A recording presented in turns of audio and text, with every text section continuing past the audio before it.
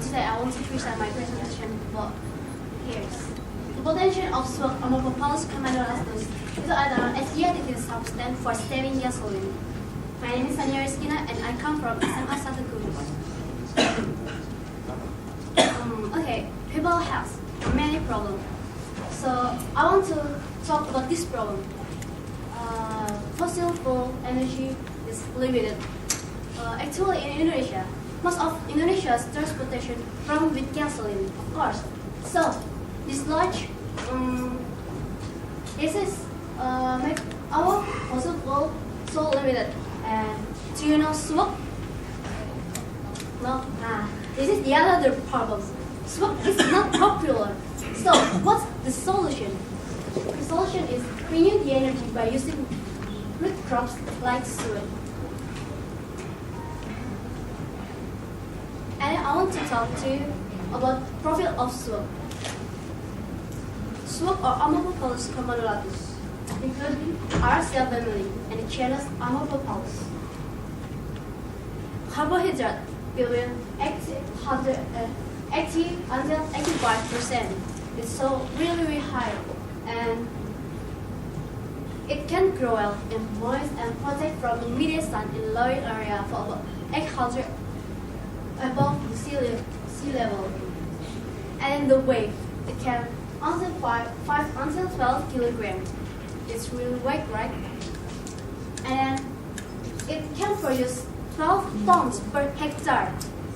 It's real produce. It's really productive. So think smart. It's really producing. It's really productive. So why we don't use this swap to be additive substance for saving gasoline?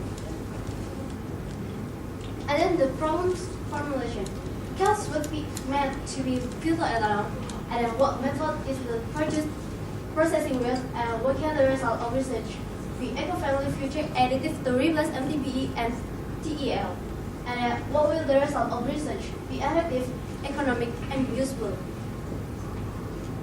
So the objective research are to understand that smoke can be processed into butyl ethanol, and then to explain the method of smoke butyl ethanol processing, and to look for new additive substance of full and eco-friendly future fuel source, and to get some benefit of using smoke butyl ethanol.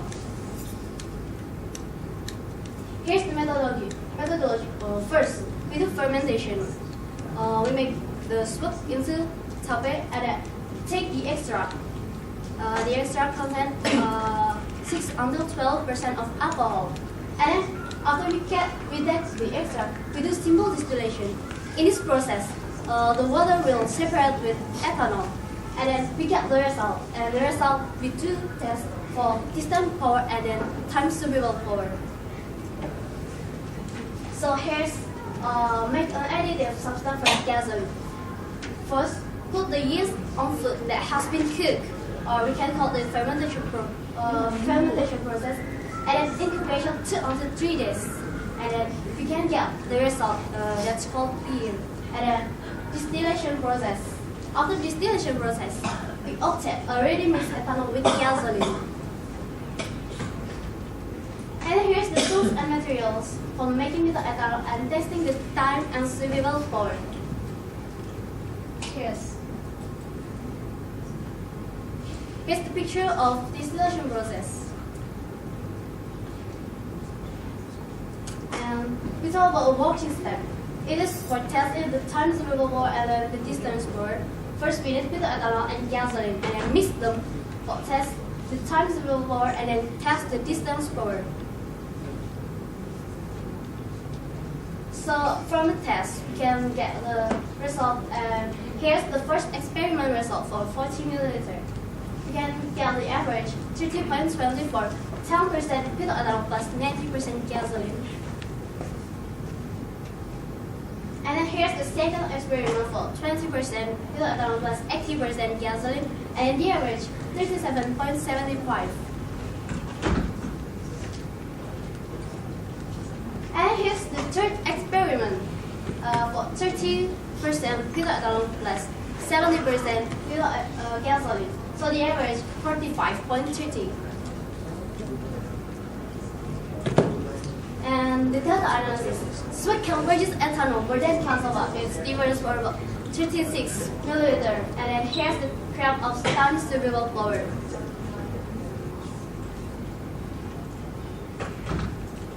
And here's the graph of distilled flour using the best comparison. It is we use 10% middle ethanol compared with 90% gasoline. So the result are 1 kilogram sweet can produce for about 186 milliliter ethanol. Then cassava, 1 kilogram of cassava can produce for about 150 milliliter ethanol. So we can conclude that sweet with ethanol can increase the octane numbers, so it can be used an additive substance for gasoline, and then sweet is more productive than cassava. Okay, that's all. Thanks for your attention.